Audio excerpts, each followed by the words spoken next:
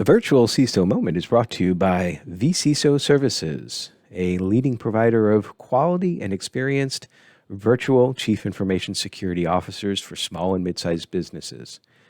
Check them out at vcisoservices.com. Hi, I'm Greg Schaefer, and welcome to the virtual CISO moment. I've got Matt Santill with us today. He is the founder and the CEO of Cybersecurity Services. Matt, thank you so much for joining us today. Yeah, thanks for having me, Greg. It's an honor to be here. So it's an honor to have you because I know we've worked together on several things over the last several years, and I know a lot of your story. I don't know the entire story, but I'd like to hear a little bit about how you got started in cybersecurity and then how you migrated over to starting your own business.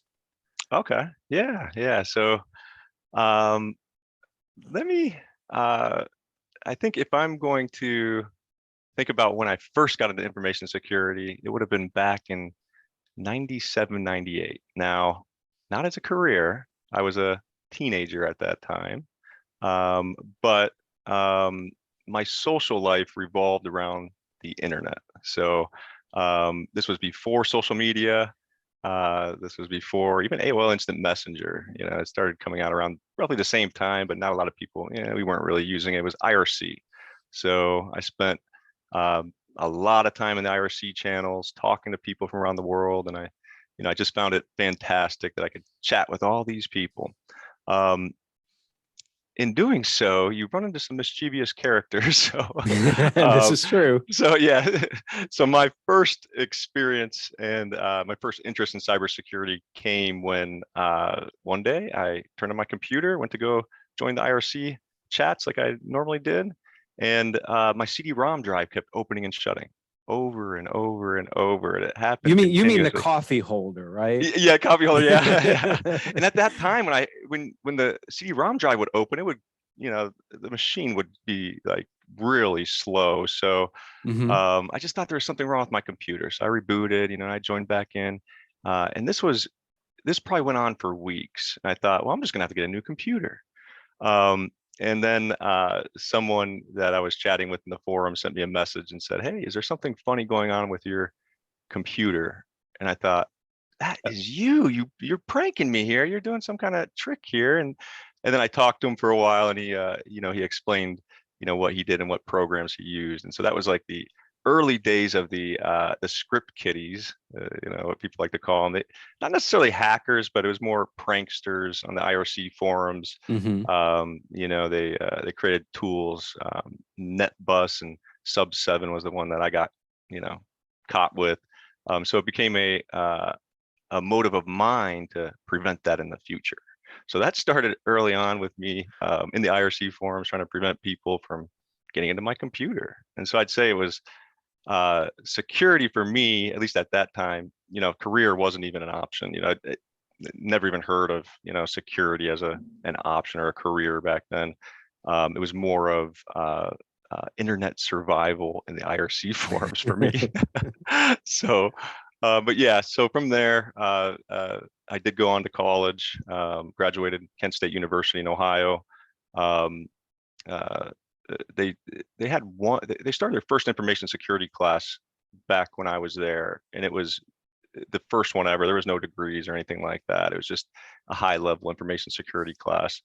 I did take that. I had interest, but I wasn't 100% sure, there was a career path in that field. So after college, I went on to networking. So I got a lot of technical experience, hands-on networking at an amusement park, Geauga Lake in Aurora, Ohio. It's since closed, but that was laying, cables and digging ditches and, plugging in switches and routers and doing all the hands-on technical stuff. And then went on to Florida for a master's degree, MBA. I was focused on that. Got a job at a Fortune 100 company in Miami, and working in their network operations center. And that's where I got involved a little bit with compliance. So I worked in the NOC for a little bit, and I switched over to security administration. So I was managing their Active Directory system. I was managing their ERP system, users getting access to their system. So I was exposed to compliance at that time. So Sarbanes-Oxley was a big one for them. And then after that, moved on, became a security analyst at a bank. And as you know, bank has quite a bit of compliance requirements and regulations. You have to Just a adhere just a few, little bit, just a yeah. little. And some of them are, redundant, and but you have to achieve those objectives. So learned more about compliance and banking for sure, because you have to. From there, I did some security consulting, security analyst work, and then I moved on to Broward College as their chief information security officer. Started that program. It was a new information security program, so I got to start that and learn as I, learn as I went, all the mistakes and all the hurdles along and trying to create a information security program at a large college. So yeah, and then after that, I decided, let me go ahead and start a consulting company. And it really was just myself. I wanted to do solo consulting, started the LLC, started doing a lot of contract work for various organizations, a lot of partners and IBM, and did a lot of really cool projects in security engineering. And then kind of just grew from there. I had customers that wanted extra things and started providing extra services. So, yep, that's how I got my start. That seems like quite a jump from, like, did you just suddenly wake up one day and say, I think I want to do this on my own? or was there like some sort of like a trigger, or?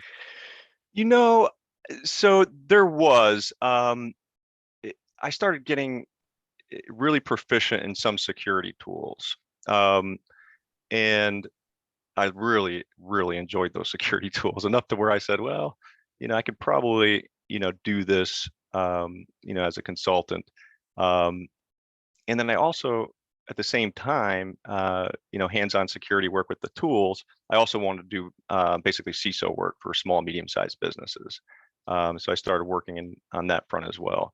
But I would say it was more, I really enjoyed the security tools I was working with at the time, and that pushed me into consulting. So yeah. So a couple of things that are coming to mind. The first one, I've been debating whether or not I was going to say it as you were doing your story, but talking about like past history and pranking and all that. So I came up through security in the networking side, and working as a part-time and student assistant at the University of Buffalo when I was there as an undergrad. And it was a few years before you. I'm a couple of years older, and so internet was relatively new, networking was relatively new, and graphic terminals were relatively new. We had those of us who were really kind of like more on the geek side were using Xterms. And there's a feature within Xterms, and I don't think it's as easy to exploit now, but it's very easy to exploit then, where you could just throw up a picture on somebody's screen. So it was kind of fun to throw up random pictures on someone's screen while they were having a meeting with somebody that was high up. But I know you mentioned tools. I think I know the answer to this, but like when you say tools, like what is one of your more favorite tools? So I do a lot of network access control engagements, NAC engagements. At that time, IBM's QRadar was a big focus of mine as well. So SIM tools, configuring those. In fact, I left the college and went on to build the SOC program for the state of Ohio. And it was, primarily tool driven, a lot of SIM work, custom rule creation and things like that. And we had a very large SOC team, and we consolidated basically all the state agencies. So that was a pretty fun project. But I'd say SIM, network access control, those were my specialties at that time. I've since, grown outside of that, but I'd still say I do quite a bit of NAC projects still today. So, yep. And NAC is really one of my favorite tools from back in the day as well. At one of the places I worked at, Middle Tennessee State, I have some of the same background as far as being in higher ed. And we implemented our first NAC tool. It was called Perfigo at the time, and then Cisco bought it. It was Clean Access. And that was a very, very, very quick road to being one of the more despised people on campus for a bit, because suddenly folks that were like so used to like going out to Napster and getting their stuff, it's like they got this block and they didn't have the agent on there, and they had this policies and all that. So always been a good NAC fan. And that kind of leads into where I wanted to go next. I know you work a lot with small and mid-sized businesses, and you've seen a lot. And you of course, network access control is one way to mitigate bad things from happening. But what would you see as maybe the highest or a very significant threat to small and mid-sized businesses now? Okay. You know, I always think about this, and I still go back to, as far as threats go, social engineering still comes top of mind only because a lot of the small, medium-sized businesses, they don't have the expertise in-house a lot of times, to educate them, or they don't know that they have to go through training, or their employees may not be even interested. Um, so I'd say, you know, social engineering, phishing attacks, primarily. We've dealt with a few incidents recently. And some of these, it's just, some of it, it's not a sophisticated attacker. It's not a sophisticated hacker, someone that's studied hacking for, most of their life. These are very simple attack methods. So anyone can create a phishing email these days. There's solutions out there. There's programs out there in Cali. You can do it in less than 5 minutes. So um, I would say, yeah, phishing, social engineering attacks in general. So like I said, we had an incident recently of a fraud case, and this wasn't necessarily a hacking case, but it started with phishing, where the fraudster masqueraded as a vendor of the organization. And they requested an ACH change, in their banking information. Yeah. There you go. There you And go. it Once was that's such almost a red flag right there if you get that in an email, right? exactly. It's such, it was a very simple attack. They just changed the domain name and made it look like the vendor. And of course, the organization sent off the ACH payment, an invoice of, I think it was over 200,000, and that impacts an organization tremendously, especially for a small and medium size. Luckily, this one, they could afford it, and I think they had some insurance options. But yeah, so that can really hurt an organization, and it doesn't take much technical skill to do it. So I always say, yeah, social engineering, phishing, usually the top of my list, and then the mitigation method is proper training and having folks in the know on the team if you can. Yeah. Definitely agree with phishing, and I know that I'm a big proponent of testing and testing frequently to help build that muscle memory. And a lot of the programs out there, you can use different topics and different difficulties and all that. But I'm wondering, and I'm thinking about an example that was on social media this week. I'm wondering if there's sort of a boundary that we shouldn't cross. And the post that I'm thinking about, and you may have seen it, where this poster said that they were sucked into a fish, which was basically looked like it came from their company HR, and it was for a $30 gas card. And a lot of the reaction on there was, that's really going too far, playing with people's minds in this sort of an environment. But on the flip side, you can make the argument that that's what the bad guys are going to do, exactly what they're going to do. And before you answer, I may have the rather unpopular answer of saying, I kind of lean towards doing that type of phishing, and maybe not having them have to do training afterwards, and maybe actually giving them the gas card or something or another. But I don't think that we should necessarily eliminate or call out things for the most part. There will always be exceptions. But curious about your opinion on that. Yeah, I think it's a necessity to help folks learn about the most common methods, because they will it will happen eventually. It's at some point they're going to get that. I've seen that the exact scenario you just referenced many times, and people always fall for it. It always comes from an executive, and they say they need something now, and it's very frequent. It happens often. I think training for it is probably the best answer. So you work a lot with small and mid-sized businesses that are looking for your advisory services. What is typically a motivator for them, and what helps them be successful in engaging with your services? Yeah. I would say a lot of folks will come, for services, and this gets back to the reward too of working with small and medium-sized companies. is that, they'll come, they'll have a compliance initiative, or, a vendor is doing a risk assessment on them, and they need assistance to either get through the compliance objective or the risk assessment. And us as practitioners, helping them get through that, is very rewarding. And it also leads to, an increase in the bottom line for them, and, we can see our work, um, played out in a way that, the business continues to operate, and, they're securing information in the process. So. Okay. And do you sometimes see then that the compliance initiative is sort of a gateway to building programs there? Yeah, I do. Usually that is the catalyst to grow the information security program if, the organization isn't already, knowledgeable about, the information security objectives, compliance, and general the vendors requesting it, or customers requesting it. That's typically what I see. Yeah. Yep. And as far as small and mid-sized businesses, obviously, if there's this relationship going on, that there's something that you would hope to expect from them as far as the relationship. What, just from a very high level, what in your eyes makes a relationship with a small and mid-sized business successful from their side? I think from their side, that relationship, I, in my mind anyway, they want to see, well, number one, that it's cost effective. So I think that's very important. And I think, the virtual CISO space, as it's a cost effective method for them, to create a program.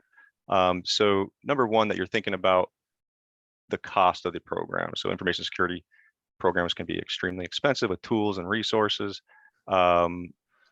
So at least in my mind, cost is one factor, but also that you're delivering on your objective. So whether it's compliance objective or, risk initiative, that you're able to achieve what it is they're looking for.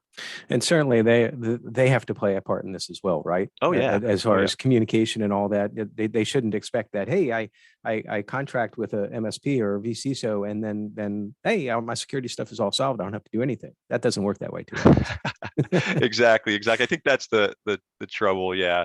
Sometimes, and another thing is, we don't want to be looked at as causing them more work.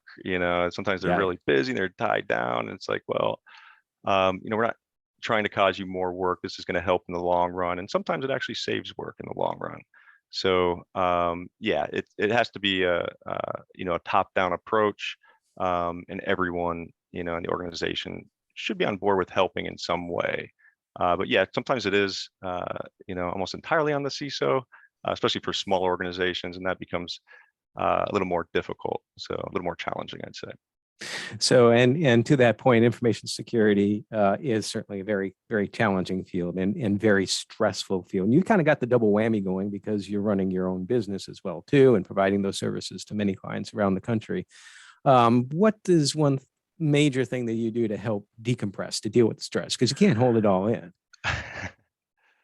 Or maybe you can, I don't know. Well, no, you're right. So I'd say maybe in the last few years, and I probably have mentioned this to you in the past too, that I started playing tennis again a little more regularly. I try to get tennis in at least once a week. So exercise is good. If I can, twice a week, and hopefully more in the future. But so tennis is one way that I decompress. I'd say another way is spending time with the family. I have a wife and 2 kids. We on the weekends we'll usually go to a park, we'll hike. Columbus, we're in Columbus, Ohio. There's a lot of great metro parks here, so we spend time at the metro parks, and just spending time in nature is a good stress reliever, I guess. Yep. Absolutely. I'm a big fan of that, and also a big fan, as you know, of exercising and getting that blood flowing at least once a day. Just do something, get up and walk around the block sometimes. I used to take like 15, 20-minute little walkabouts, I guess that they call them in Australia. I'd walk about outside and all that. So what are some of your future plans? Continue to grow the business, retire early, change careers, become like a Kmart or Walmart greeter? What are your plans? I can always joke around with my wife about that. Like someday I'm just gonna work at Home Depot over here, and it'll be a lot less stressful. At least I imagine it to be anyway. So for me, I think yeah, future is business growth. I think I'll have trouble doing that. As you know, I do a lot of hands-on work engagements. So I think transitioning more from operational to business management will be transition in the next couple of years. Not right away, but over time. That's kind of where I'm headed. And yeah, just continue growth. Sounds good to me. So the website, I was just trying to bring it up. I didn't bring it up, but I think it's easy to remember, cybersecurityservices.com. Yeah, cybersecurity. Yep, cybersecurityservices.com. Yeah. So looking for an MSP that deals with small and mid-sized businesses, looking for quality virtual CISO services, contact Matt over at Cybersecurity Services. I'm assuming that the contact information is on the website, which I could not bring up right now at the second. Yeah. If not, just let me know or let him know. Certainly we'll have that web page in the show notes as well. Well, Matt, thank you so much for joining us today. This has been a very interesting and really rewarding conversation. And again, like I said, I know I've worked with you many times in the past, and I appreciate that working relationship. Certainly, I've learned a lot from you, and I'm sure that our listeners, our watchers have learned a lot as well, too. So thank you so much for joining us. Yeah, thank you. And I've learned quite a bit from you as well. And I also want to say thank you for your service. I don't know if your listeners know, I'm sure they might, but Greg is a veteran, and I want to say thank you for your service, and thank you for having me. Well, thanks, Matt. I appreciate that. Everybody else, stay secure. Take care.